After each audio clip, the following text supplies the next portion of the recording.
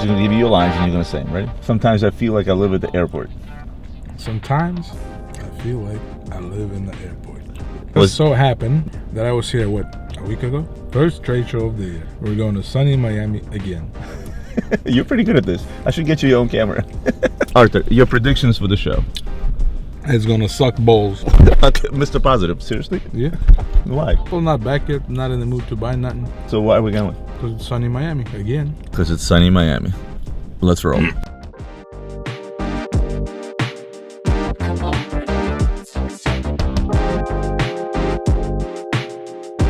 Arthur, why do they always stop you, Arthur?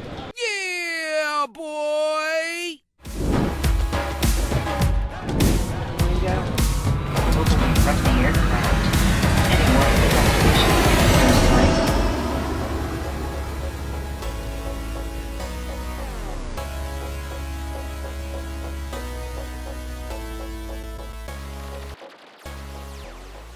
Arthur, can I ask you a question? Why'd you say it was going to be a back show?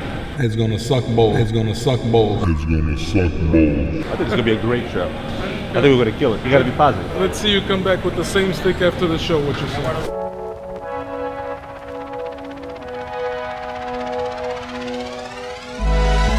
Arthur, I think we brought bad weather with us. It's not looking good right now.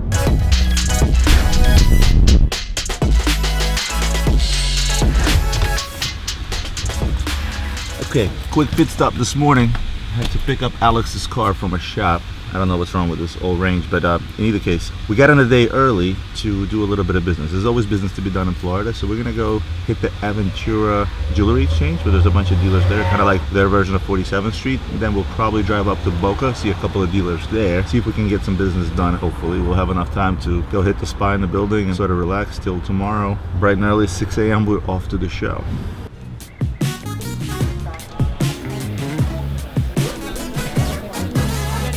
My friend Starvin' Marvin, and by the looks of his inventory, he's not starving.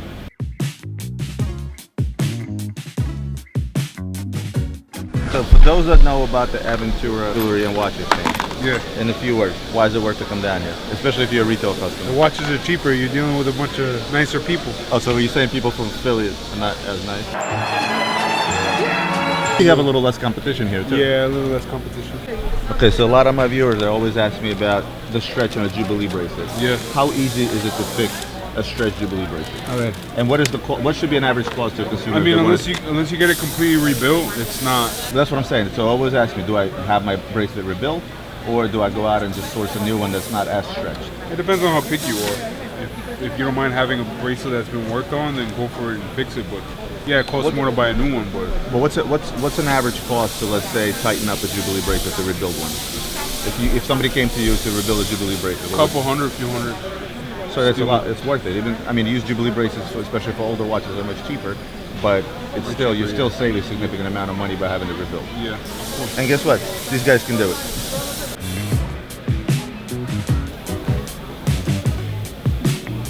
Okay, boys. What did you buy? Silver stuff. Some silver stuff. Yeah. You buying silver now? David Yorman. Oh, David Urin, my favorite. David Yorman. Yeah. Well, Bought a gold bangle. I bought 2 watches. Made some lunch money.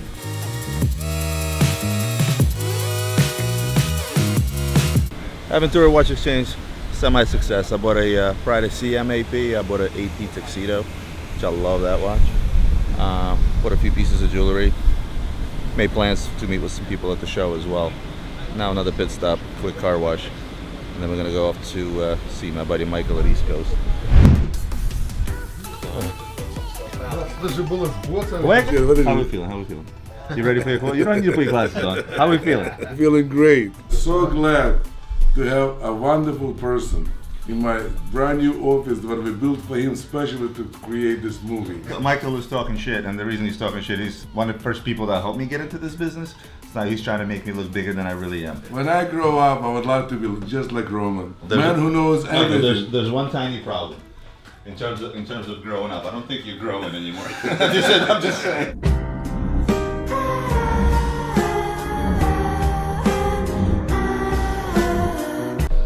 Okay. Famous Jackman Company watches. It's all cheap. Oh yeah. Obviously cheap. Oh yeah. How much is the Silverstein? The original retail price was very expensive. Today it's $13,000. Box and papers. No. But it's got to be under 10. Has to be under 10. Yes. I would like to buy this watch for $8,000 American. I'll try it. He had it forever, so. Danny, bring a piece of paper, I'll forget. How much is the restaurant? Overseas? 11. Box of papers. Retail is. That's the boutique piece. I know. 10,000. Can I buy this for 10? That's what it cost me. Can I buy it for 10.5? Just to do something? Yes. Okay. All right, see? There we go.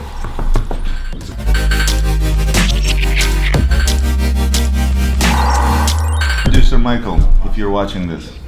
Michael, how much is this Jacob retail for? Retail price is $68,000. And you want? The first 11,000 would not be refused. First 11,000 will not be refused, and I will not pay 11,000 for this watch. I want that Mercedes outside. Show me the Mercedes. You gotta show me. Adam Soares, if you're watching this video, this is definitely for you.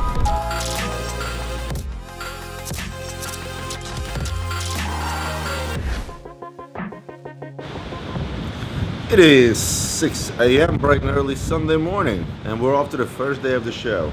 Yesterday I had a good day, met with a couple of clients, a couple of really cool things. I'll try to show them to you when I get to the show. They'll be delivered there.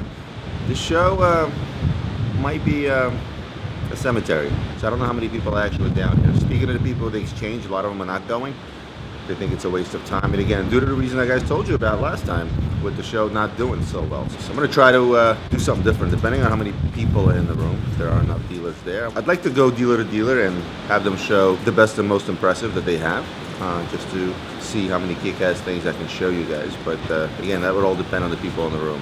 Other than that, a short drive downtown Miami, and I'll see you guys at the show.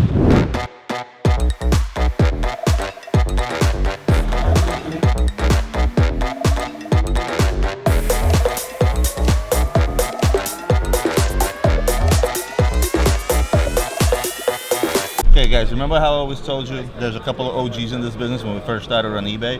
One of those OGs was R&R Watches, aka my buddy Rick, who I'm known now going on 18 years. It was me, him, OJ, Bob, DeMacy, you got Seth from Essential. You know, we're the guys that started this whole game on eBay kind of thing. I'm gonna talk to him for a minute about what else we bought. So Rick bought a few things from me and a few other things. So Rick picked up the seed wallet with the red writing, the new one. What about this green ugly thing? Retail is under 9,000, and they're. What are you going to sell the pre-owned one? This is a very I'll clean sell watch. that for 13.7 or 13.8, No. and that's just a great little high tens Daytona. You know, This- Y serial. What year is it? Y serial? 2005, but for 10.9, it's a good deal. There's none the out there. two-tone watch. For me, Rick bought an oldie but a goodie. I'm actually kind of upset for letting this watch go. We used to sell this for $20,000+ when it first came out. What are you going to retail this for today? No what box and papers. I should be able to get 10 to 10.5 for it. Let's say maybe even 11. Maybe even 11. And he bought an oldie but a goodie offshore from me. He just couldn't pass this up because I gave him a smoking deal. I sold this watch to him so cheap that he just couldn't say no. Probably retail this for 12.5. The older offshores are getting hot. Remember the Zenith upside down 6 Daytona I was wearing for a while?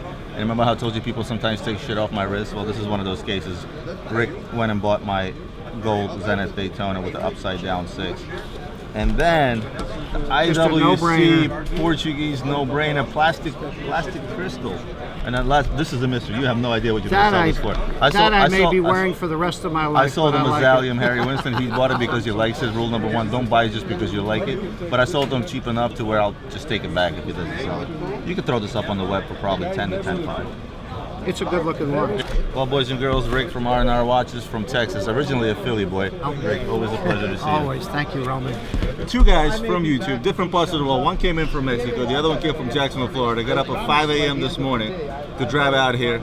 I'm not gonna say just to meet me, but to get into the show, walk the show, check stuff out, maybe buy a few things. I got a present from one of them. This guy didn't bring me anything, but I bought a couple of watches from him. It's okay. Yeah. Guess what? When you don't have an You answer, know how I don't have an answer? You know how Ian got The me a glass crystal ball? Guess what? Chris brought me a magic ball, and it's a magic 8 ball. So he came out here. He actually did accomplish something. He bought a couple of watches. What'd you buy? Chris bought an old Datejust, probably 33. $3,300. How much?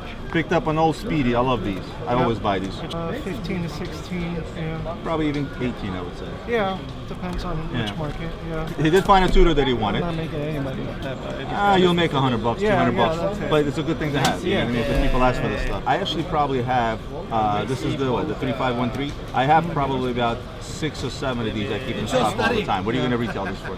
$13.50 to $14.50. Yeah, I keep them on that $1,500 price Yeah. range, so that's really Yeah, good. well, There you have it. yeah. He came out, he did some business. Not bad. Yeah. I love it. I love it. And next we have Marco from Mexico who came in, who's a vintage watch dealer. He brought a bunch of vintage things, and I bought myself, and I'm going to show you this on the next What's on My Desk. This Rolex GMT 1675 from 1978 with a very nice patina in the dial, a pumpkin. I love that dial. I got the fan YouTube discount. He actually sold it to me a little bit under market, but I'm gonna wear this watch for a little bit, and I'll show you guys closer on the next What's on My Desk. He also brought a GMT 2-tone to show us. It's on his wrist, which is a nice nipple dial. I actually have one of these in stock, and the price is in line with what I have. And last but not least, he brought me a really nice Explorer. The dial on this watch is amazing. The bezel not so much, it's a little crooked, but it's still, for the price that I bought it, it's a good deal, and mainly the dial on this watch is pretty amazing. Plus it's a sellable watch. All you guys that I told that want to come out and they want to do business and all those wonderful things, I said, all you got to do is you got to do it. Jump in a car, jump on a plane, come down here, do some business, meet people, and have a good time. And always come with Roman Nice to Sharf. meet you. Nice to meet you. Likewise. Love Thank this, you. bro. This Thank is very thanks so thoughtful. much. I love it. Yeah. So you guys remember Josh from Watchbox? I wanted to put him on the spot and ask him one question. He has no idea what I'm about to ask him. So this is a very awkward question for pretty much any dealer out there that buys and sells watches. So it happens to me all the time where I sell somebody a watch and market shifts, market changes, and all of a sudden a watch that somebody just paid me $15,000 for is now all of a sudden worth $5,000. Oh, yes. Now you want to trade it back in. They're expecting close to what the customer paid, and it's our job to basically to explain to them we're not trying to screw anyone, but when the market shifts and We there's a pay what the drastic, market is. and we try to pay what the market. How do you personally deal with that? I handle it differently if it's a customer that I've been doing business with for years, or if it's a first-time customer. Obviously, this is the same conversation, but obviously I'm going to handle it differently, right? So if it's a guy that I've been doing millions of dollars worth of business on, maybe you have to eat it sometimes. You know what I'm saying? But if it's a customer, if it's a new customer, and it's just a watch that there's no way I can do anything, the market has changed and there's nothing I can do about it, I didn't foresee it, it's not like I buried him in the watch, you have to have an honest conversation. And sometimes you lose the customer because it comes down to whether or not they believe you or not. A lot of times I'll say, listen, here's the deal.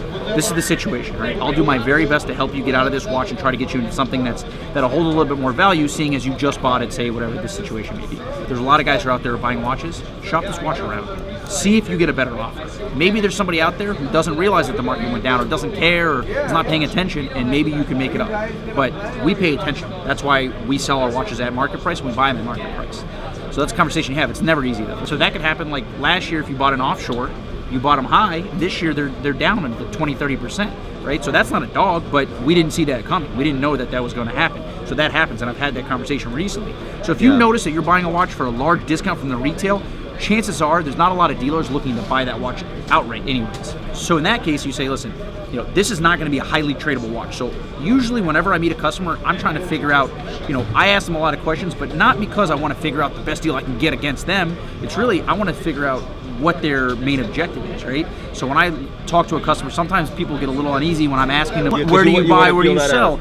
It's less about, hey, how can I get the best deal when I'm dealing with this customer? More about, let's figure out the best way to extend this relationship and make sure that they're going to be happy and I'm going to be happy, right? So when I find out that you've never ever traded a watch before, well, let's have a conversation. Do you plan on trading this one if you buy it? Because if you do, this might be a little bit tough. It's a great watch, right? If you love this watch, I'd say buy it, but this is not a watch that's going to be highly tradable because there's not a huge market for this watch. So it might be you and 6 other guys in the United States who want to buy it. Now, after you buy it, there's only 5 guys left. So guys are like, oh, listen, I want to put my money into investable watches. I say, first of all, there's no such thing as an investable watch. Thank you. I've been telling you guys this all the time. If you want to make money buying and selling watches, come work with us and see how tough it is, right? Because first of all, we're experts at this, right? Experts, and we lose money all the time, right? In this building today, lots of money was lost. right? So if you Some want money was made too. a few dollars were made, right? But the point is that in this room it's full of experts, right? And there's money being lost. So if you want to be a part-time watch flipper, yes, you can make money every once in a while, right? If I notice a watch is going to be discontinued, so I'll tell my friend, hey man, buy this watch today. 4 months from now, chances are it's probably going to be discontinued. Your downside, maybe you'll lose $1,000. If it doesn't get discontinued, maybe it costs you $1,000 at most, but you could make $5,000. And that happened with the Batman. I was telling a good friend of mine, go buy a Batman.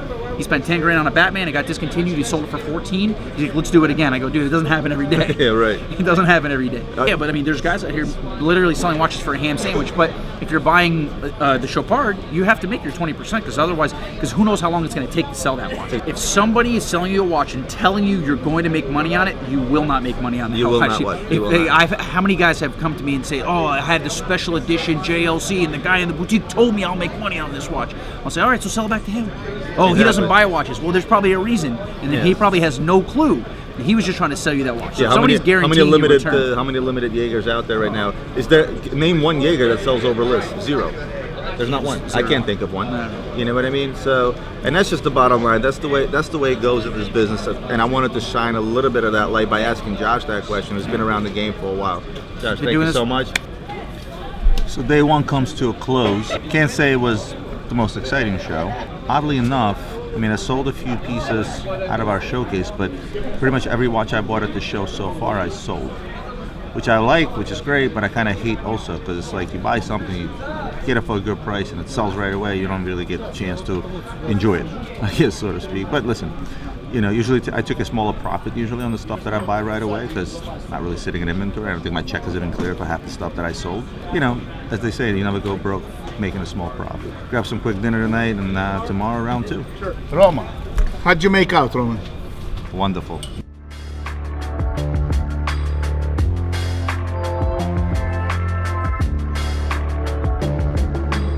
Today is the best day, because today is the last day. Yesterday I was pretty busy, I couldn't get out of my showcase, so today I'm going to try to go do some buying and look at some impressive stuff that the show has to offer. And then I said, bitch, start unpacking. Let's go, Arthur. I ain't got all day. Look, there's a line outside. Give me that look one more time. It's gonna suck balls. You got this, Art. You got this. So while it's still early and not busy, I'm gonna go see the guys from Aura Straps. You guys remember those cool straps that people put their APs and our M's on? These guys are actually here, if I can find them. I'm gonna go see what they have. So I got Jake here from Aura Straps. These guys showed up, what, about 2 years ago? Yeah, 2 years ago. About 2 years started ago, coming to IWJG. They blew up Instagram. If you guys remember, everybody, their mother wanted an Aura strap to put on their AP, Richard Mille, Panorama, and so on and so forth, and they're still going strong.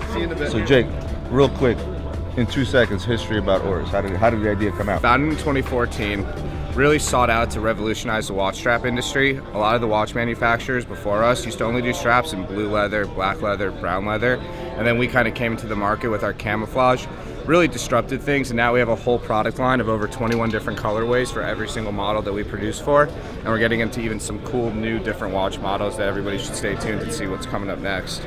So Jake, I'm gonna go get probably the AP Vegas, which I'm not too crazy about the hornback strap on it, and we're gonna dress it up and make it look nice. Oh yeah, those red numerals, it's gonna look great. Alright, so now, let's see what the end result is. I think my Vegas looks fire right now. So the best part about these straps is, A, he gave me a black tang buckle to go with that strap, and what you also get from them is you get this little changing kit. People are always afraid to change watches, especially on their APs, because it's a two-sided screw, so you gotta hold the one screw and unscrew the other, and it gives you this cool little set. Check it out. So this mount has a weight inside of it. It also has anti-tread at the bottom, so it stays put as you exchange the strap on your AP. We also provide the tools necessary to complete the strap change. And then this is what your end result pretty much looks like. With everything that we see here, the change that I just did on the retail, and what is that going to cost the customer to have the kit, the strap, with the buckle and everything else? To have the tools, to have the strap, and the whole experience of a customized AP, right around $300. You really can't beat it. Now consider the fact that a hornback strap from AP retails for $546. A rubber strap from AP retails over $300. So as far as I'm concerned, it's a lot of bang for your dollar, and if you want to customize it in a multitude of colors that I just showed you, this is sick. Bro, thank you so much. Can you show me the one most impressive thing in your showcase? It's a model 6238, pre-Daytona, anti-magnetic. 1962. So this is a pre-Daytona. Tell me a little bit about it. It's model 6238, smooth bezel and a glacier blue dial, which is sort of unusual. Valjoux 72 movement, the same as the Daytonas. And on a retail market, what is this fetch? In that condition, about 55,000. And then if you mentioned the blue glacier dial, if this had, regularly this came with a white dial? Yes, just So with a white dial it would be cheaper. a little bit cheaper, and it also came with multicolored tracks around the. Thank you, Marcus. I'll see you Thank in Hong you. Kong. All right, sir. Thank you. What is that? That's called an RM1103 Baghetti Spaghetti. Are you starting a new trend? Because they used to be called chandeliers. No, now it's spaghetti. spaghetti. Let That's me get a what it closer look at that shit. If you sold this on the retail market, how much? 500,000 US dollars. American dollars. Yes. Thank you very much. I got Danny here. Danny, do me a favor. Show me what you feel is the most impressive watch in your showcase. Just one. 5204 on a bracelet, rose gold. And what are they selling for? 275. 275. So, as I said, it still holds. Thanks, Danny. Show me one impressive watch. Here's one I just bought. 1665 Sea Dweller from the original diver. Look, it's never been cleaned. It's never been surfaced. What's in the It's back untouched. of it? What's in the back of it? The diver's number. Has box, papers, That's a super impressive. certificates. Yeah, the box has the 1665 on the side. We know who the diver is. We made the check to the diver. We found on the internet the diver or his boat. I'm just proud when I get something that's so untouched. I mean, I love the Comex dials. There are a lot of fake Comexes out there. I heard There are. lately, so it's very rare to find one that's complete with papers, the provenance, to confirm that who this belongs to, and so on. It's probably the best one I've ever bought. On the retail market, how much, baby? 200,000. 200,000. Now these things were up there, upwards of 250, 300 at one Absolutely. time. They've come down a bit, and that's because of the fakes that came out on the market. Yeah. People kind of lost confidence. But you know, they're going to come back. The good ones are really going to come back in a big way because these watches don't exist. Most impressive watch you think you have in your showcase? This is with the orange bezel. The retail on the watch is 120, and it sells close to 200, right? It's something crazy. All right, what do we got? The white TPT Nadal, right? When it to a retail customer, how much is that watch? $750. There you have it. 3970 platinum black dial. Now, why do you feel this is a special watch in your showcase? Because it's undervalued. It is undervalued. I agree. They've come down in price tremendously, and I hate to see that, to be honest with you. I remember the good old heydays when they used to bring a lot of money. On a retail and to a customer, what does that bring today? It's 120. 120. I talked to you guys before about the LaFerrari watch, I believe. Here's one, live and uncut. I'm gonna let Pepe tell you what's so special about this watch. Well, this is a beauty. It's a tourbillon with a crazy movement of 51-day power reserve. It takes a while to wind it fully. It takes about 5 to 7 minutes, I would say. 5 to 7 minutes to wind the watch. You like that? But it'll last you 51 days. 51. On the retail market, brand new, what should a customer expect to pay? We'll sell it for 220. 220. So there you have it. It still suffers the fate of a lot of the Hublots in terms of discounting, but it doesn't discount much off the retail if you remember. And if you have the wrist to wear that watch, or if you have a LaFerrari to go along with it, this is definitely the watch to go with. I love this watch. Tell me the one most impressive watch you have in your showcase. Oh, you just had it, you happen to have it ready. I was waiting for you. Oh, you were waiting for me. Love this watch. You guys have seen this watch before. On the retail, what's the market on it now to a retail customer? I mean, you know, this they go for $600 to $650. So, you know. I guess I might as well ask my business partner, Alex, on something. Alex, can you show me the most impressive thing in our showcase? And how much is that wonderful example? Priceless. I mean, 600K. You sell it? Well, would you sell him for 600? He's not for sale. American dollars. It's not for I sale. would sell myself for this money. It's not Give for me. sale. Give me money first.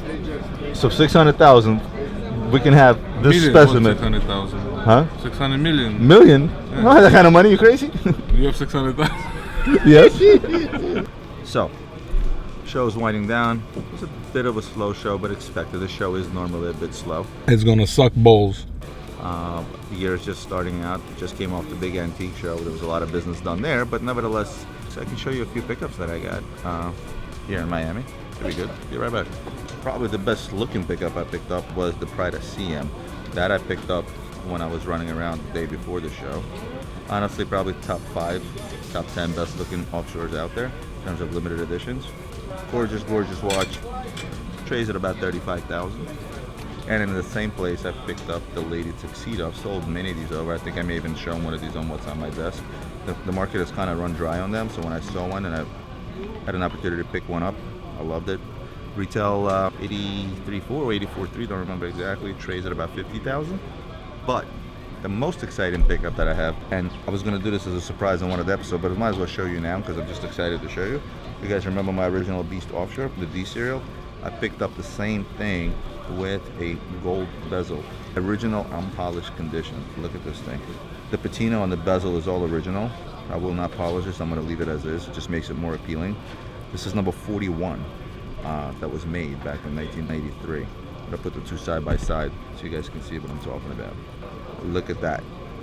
Honestly, this is the piece I'm most excited about. I haven't really figured out. I bought in a package with a bunch of watches. Haven't really figured out what the market price on this is, just because there's really not many were made, and there's really none out there. I know 2 other guys that are collectors that have this in their collections, and super excited about this one. This was a great pickup, and the reason it was a great pickup because this is a great watch. The Blancpain Evolution Tourbillon, white gold. Watch made a few years ago. The line itself, when it came out about 7-8 years ago, I think it was, maybe even more, was a popular line, and the tourbillon kicks ass. It's an automatic tourbillon, white gold, nice heavy watch. It's not too big. It's also not too small like some of the other dressy Blancpains that we're used to. The reason I'm so excited, this watch retails for 150,000 and change, 150,400, and I'm going to be selling this watch probably in the mid 40s. So I bought it really, really well. Hell of a deal. When I did the review of the new APs that came out in the beginning of the year, well, guess what? I got one of them. The frosted 37mm skeleton. I gave it mixed reviews when I talked about, especially the one with like the rainbow bezel and stuff. But now that I see the watch in person, I got to be honest, it's a hell of a looking watch. I'd be curious to show this one to my wife, see what she says and see what she thinks, because this is a 37mm. Technically, it could be for men, but mainly this is a lady size now in the 37mm. But in person, a hell of a looking watch. Trades at about 80 to 85,000 now.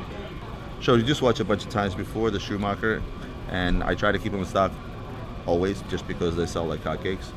Again, to date, probably the best selling limited offshore out there. Still holding value well, still holding strong at that $50,000 price range. It seems like every time I come to a Miami show, I buy more of the same watches. I don't know if that's a coincidence, but if you remember last video I did, or the video before, I don't remember, I picked up a carbon Ginza. I've long sold that watch, and I happen to have found another one at the show. So naturally I bought it. I did well on the other piece. Still trades in mid-30s. And again, it's not a rarity for me to pick up the same pieces over and over and over again. It's, you know, if they sell, keep buying them, right? If there were 2 at the show, I would have bought both. Last but not least, I'll show you another beast of a Hublot. This thing is humongous. It's a King Power Tourbillon in rose gold. Look at this thing. This thing is a monster. Obviously a limited edition of 250 pieces. Let me slap this on the wrist next to my Beast Offshore. See the difference in size. This is ridiculous. I could not wear this watch. Watch retails for 250-some thousand. I picked it up pre-owned for pennies on a dollar. I'd be selling it probably around 60, maybe 65,000. Not sure yet. Again, Hublot value doesn't hold as well, but I just couldn't pass up. Big rose gold watch, Tourbillon, 250 list. I don't know. I think I did well. Let me know what you think. In either case, that's it for this show. Time to pack up our stuff, have it shipped out. I have a flight to catch at 8 p.m. Normally I leave the following day. Today I have to leave early. I have a pretty important meeting in New York on Tuesday afternoon. Stay tuned for that. There should be some great news for us as a company, myself as well. And pack my stuff and get out of here.